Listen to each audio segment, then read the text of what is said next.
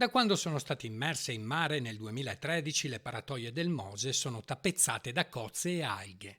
Le dighe in 9 anni senza manutenzione sono diventate l'habitat ideale per i molluschi che hanno completamente ricoperto le superfici immerse. Salsedine e mitili hanno fatto sparire in alcuni punti il colore giallo con l'antiruggine.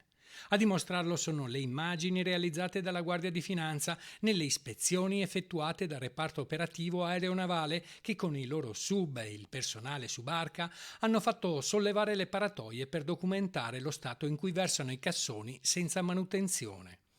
Da quando sono iniziate le grane per il consorzio Venezia Nuova, con lo stallo dei lavori e della relativa manutenzione, la Corte dei Conti ha fatto intervenire la Guardia di Finanza per verificare sul campo in quale stato di conservazione si trova il Mose. Le ispezioni furono realizzate in primavera e in estate dell'anno scorso alle bocche di porto. Le paratoie furono sollevate e i sub si immersero per riprendere da vicino le pareti incrostate.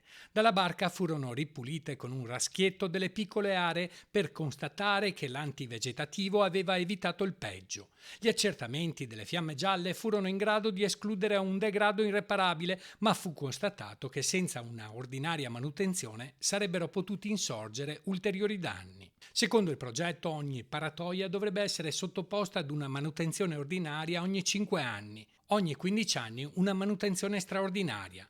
Tutto ancora da fare. L'inchiesta della Corte dei Conti intanto va avanti, dovrà appurare eventuali costi aggiuntivi legati all'insorgere di queste problematiche, ai ritardi dei lavori, alla mancata manutenzione. Nel frattempo, l'impasse del consorzio Venezia Nuova è stato superato, i lavori di completamento del Mose sono in fase di riavvio, ma la manutenzione delle 78 paratie mobili aspetta ancora.